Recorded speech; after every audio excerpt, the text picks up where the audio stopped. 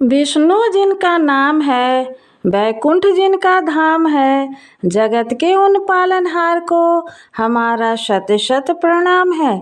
जय श्री कृष्ण, जय श्री लक्ष्मी नारायण।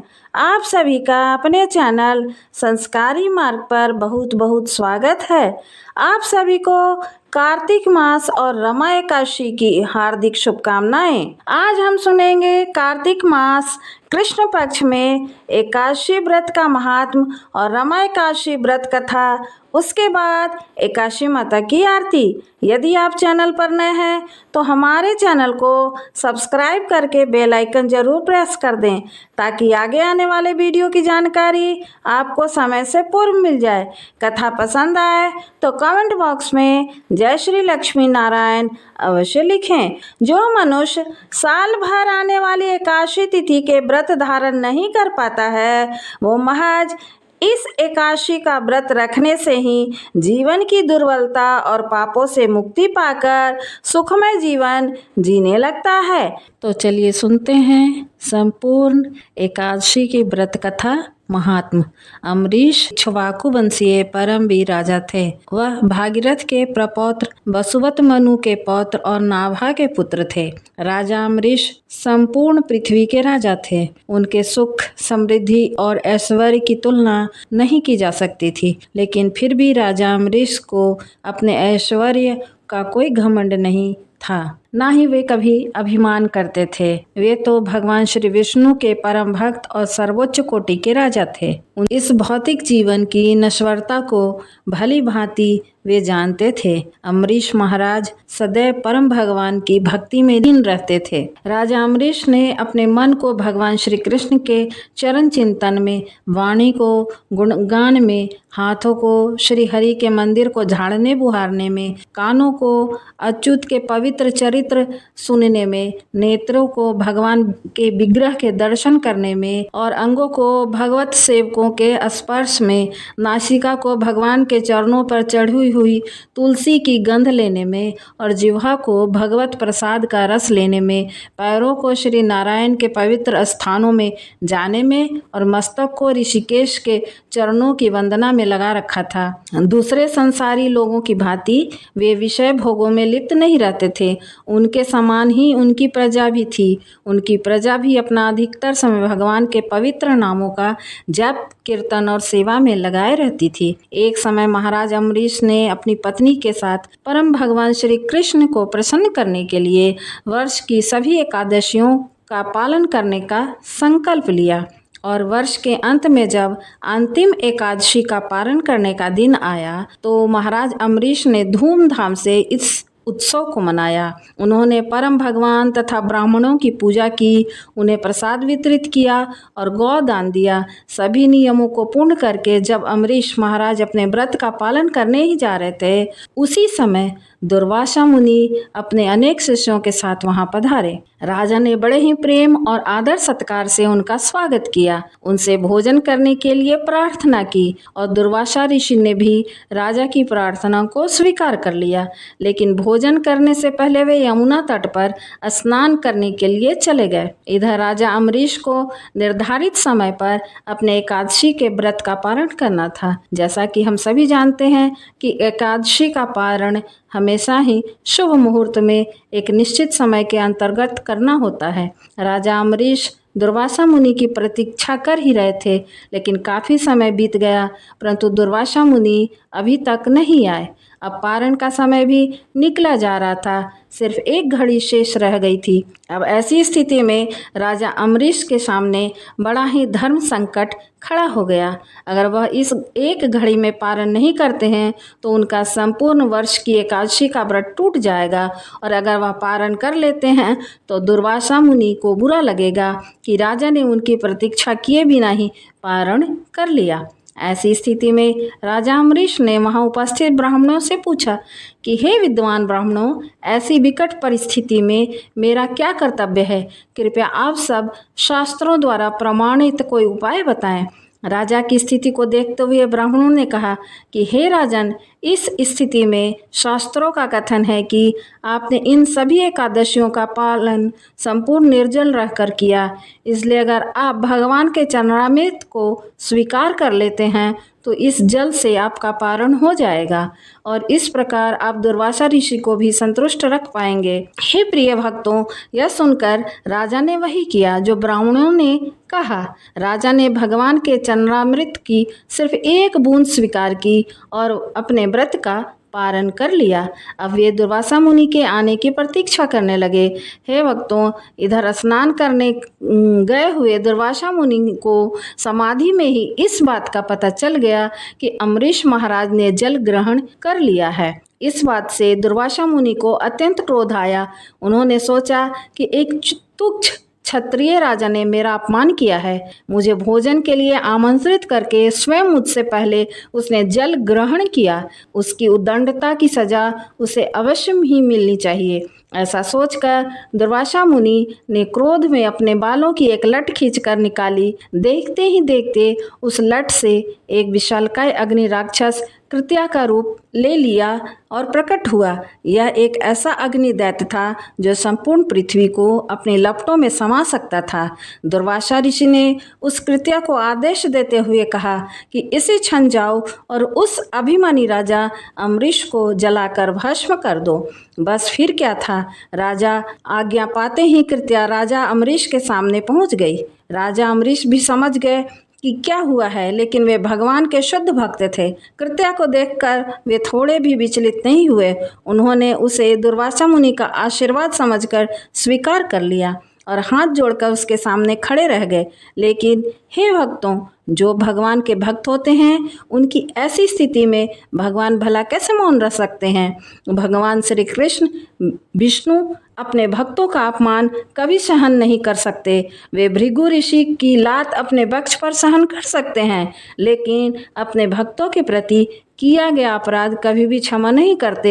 एक क्षण में ही दुर्वासा के सामने सुदर्शन चक्र पहुंच गया। सुदर्शन चक्र अपने तीक्ष्ण तेज और शक्ति से उस कृत्या राक्षस अग्निदैत्य को जलाकर भस्म कर दिया। और इतना ही नहीं, अब वह सुदर्शन चक्र दुर्वासा ऋषि को भस्म करने के लिए उनके पीछे चला गया।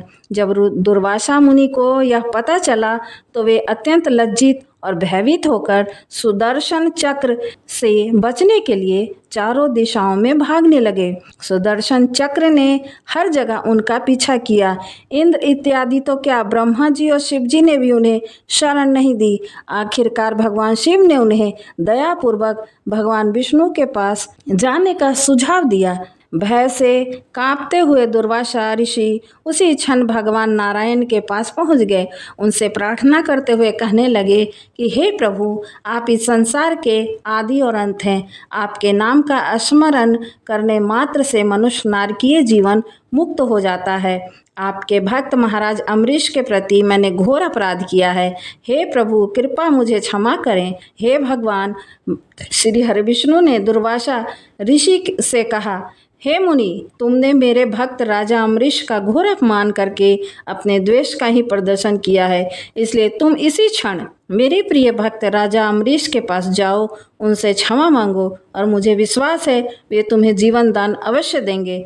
भगवान श्री हरि विष्णु की बात सुनकर दुर्वासा ऋषि उसी क्षण राजा अम्बरीश के पास गए। उन्होंने राजा के चरणों में गिरकर उनसे क्षमा मांगी और अपने अपराध के लिए प्रायश्चित करने लगे। राजा अम्बरीश अत्यंत विनम्र होने के कारण दुर्वासा ऋषि को इस अवस्था में देखकर लज्जित होने लगे। उन्होंने सुदर्शन चक्र से दुर्वासा ऋषि की रक्षा के लिए प्रार्थना की।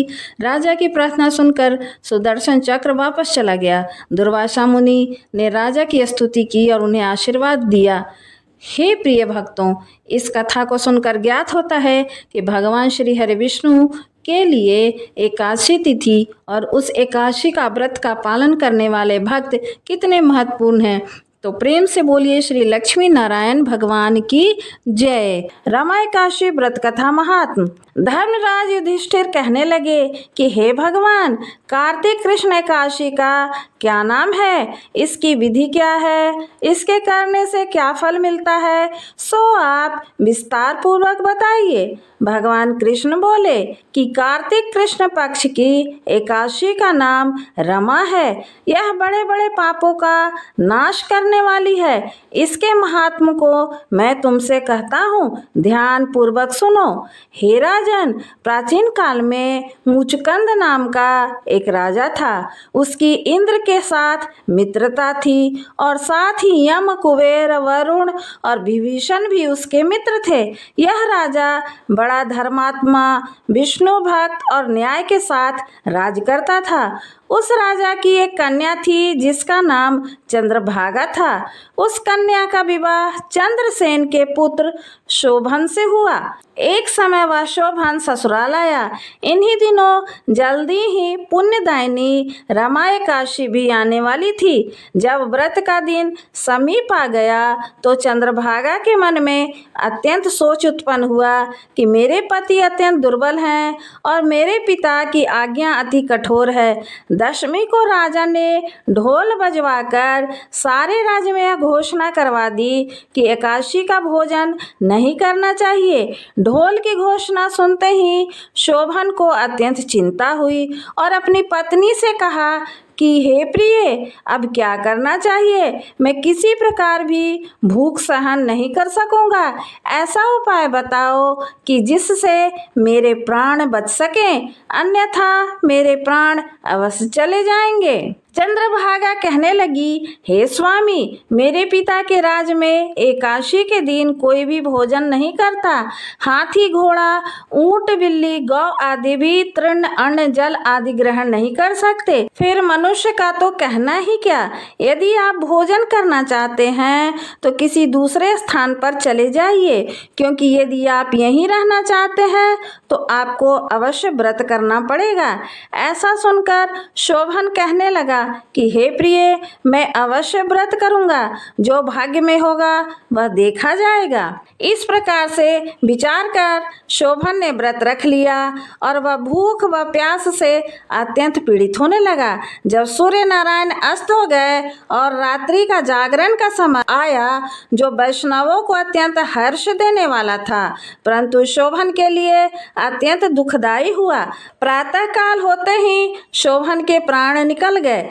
तब राजा ने सुगंधित काष्ठ से उसका दाह संस्कार करवाया, परंतु चंद्रभागा ने अपने पिता की आज्ञा से अपने शरीर को दग्ध नहीं किया और शोभन की अंत्येष्टि क्रिया के बाद अपने पिता के घर में ही रहने लगी। रमा एकादशी के प्रभाव से शोभन को मंत्रांचल पर्वत पर धन धान्य से युक्त तथा शत्रुओं से रहित एक सुंदर देवपुर प्राप्त हुआ।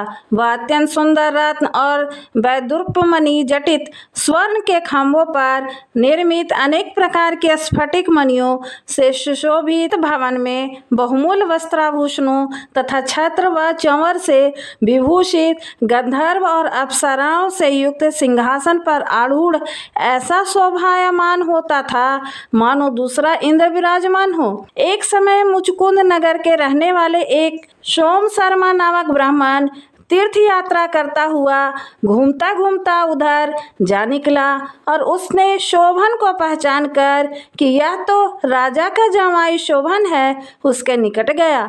शोभन भी उसे पहचान कर अपने आसन से उठकर उसके पास आया और प्रणाम आदि करके कुशल प्रश्न किया। ब्राह्मण ने कहा कि राजा मुचकुंद और आपकी पत्नी कुशल से है, नगर में भी सब प्रकार से कुशल है, परंतु हे राजन, हमें आश्चर्य हो रहा है। आप अपना वृतांत कहिए कि ऐसा सुंदर नगर जो न कभी देखा न सुना आपको कैसे प्राप्त हुआ। तब शोभन बोला कि कार्तिक कृष्ण की रमा एकादशी का व्रत करने से मुझे यह नगर प्राप्त हुआ है, परंतु यह अस्थिर है। यह स्थिर हो जाए ऐसा उपाय कीजिए। ब्राह्मण कहने लगा, हे राजन, यह स्थिर क्यों नहीं है और कैसे स्थिर हो सकता है, आप बताइए। फिर मैं अवश्यमेव वह उपाय करूँगा। मेरी इस बात को आप मिथ्या न समझिए। शोभन ने कहा, मैंने इस व्रत को श्रद्धा रहित होकर किया, अतः यह सब कुछ अस्थिर है। यदि आप मुचकुंद की कन्या चंद्रभागा को यह सब वृत्तांत कहें तो वह स्थिर हो सकता है। ऐसा सुनकर उस श्रेष्ठ ब्राह्मण ने अपने नगर में लौटकर चंद्रभागा से सब वृत्तांत कह सुनाया। ब्राह्मण के वचन सुनकर चंद्रभागा बड़ी प्रसन्नता से ब्राह्मण से कहने लगी, हे ब्राह्मण, यह सब बातें आपने प्रत्यक्ष देखी हैं या स्वप्न की बातें कर रहे हैं? ब्राह्मण कहने लगा कि हे पुत्री, मैंने महावन में तुम्हारे पति को प्रत्यक्ष देखा है, साथ ही किसी से विजय न हो ऐसा देवताओं के नगर के समान उनका नगर भी देखा है। उन्होंने यह भी कहा कि यह स्थिर नहीं है, जिस प्रकार वह स्थिर हो रह सके सो उपाय करना चाहिए। चंद्रभागा कहने लगी, हे विप्र, तुम मुझे वहाँ ले चलो, मुझे पतिदेव के दर्शन की तीव्र लालसा है। मैं अपने किए हुए पुण्य से उस नगर को स्थिर बना दूंगी। आप ऐसा कार्य कीजिए जिससे उनका हमारा संयोग हो, क्योंकि वियोगी को मिला देना महान पुण्य है। सोम शर्मा यह बात सुनकर चंद्रभागा को लेकर मंदरांचल पर्वत के समीप वामदेव ऋषि के आश्रम पर गया। वामदेव जी ने सारी बात सुनकर वेद मंत्रों के उच्चारण से चंद्रभागा का अभिषेक कर दिया। तब ऋषि के मंत्र के प्रभाव से और एकादशी के व्रत से चंद्रभागा का शरीर दिव्य हो गया, वह दिव्य गति को प्राप्त हुई। इसके बाद बड़ी प्रसन्नता के साथ अपने पति के निकट गई। अपने प्रिय पत्नी को आते देखकर शोभन अति प्रसन्न हुआ और उसे बुलाकर अपनी बाईं तरफ बिठा लिया। चंद्रभागा कहने लगी, हे प्राणनाथ, आप मेरे पुण्य को ग्रहण कीजिए। अपने पिता के घर में जब मैं 8 वर्ष की थी तब से विधि पूर्वक एकादशी के व्रत को श्रद्धा पूर्वक करती आ रही हूँ। इस पुण्य के प्रताप से आपका यह नगर स्थिर हो जाएगा तथा समस्त कर्मों से युक्त होकर प्रलय के अंत तक रहेगा। इस प्रकार चंद्रभागा ने दिव्य आभूषणों और वस्त्रों से सुसज्जित होकर अपने पति के साथ आनंद पूर्वक रहने लगी। हे राजन, यह मैंने रमाकाशी का महात्म कहा है। जो मनुष्य इस व्रत को करते हैं उनके ब्रह्म हत्या आदि समस्त पाप नष्ट हो जाते हैं। कृष्ण पक्ष और शुक्ल पक्ष दोनों की एकादशियाँ समान हैं, इनमें कोई भेदभाव नहीं है, दोनों समान फल देती हैं। जो मनुष्य इस महात्म को पढ़ते अथवा सुनते हैं वे समस्त पापों को छूटकर विष्णु लोक को प्राप्त करते हैं। इति शुभम। जय श्री लक्ष्मी नारायण। अब सुनिए एकादशी माता की आरती। ओम जय एकादशी माता, मैया जय एकादशी माता, विष्णु पूजा व्रत को धारण कर शक्ति मुक्ति पाता। ओम जय एकादशी माता, तेरे नाम गिनाऊं देवी भक्ति प्रदान करनी, गण गौरव की देनी माता शास्त्रों में वरनी। मार्गशीर्ष के कृष्ण पक्ष की उत्पन्ना विश्वतारिणी जनमी, शुक्ल पक्ष में हुई मोक्षदा मुक्तिदाता बन आई।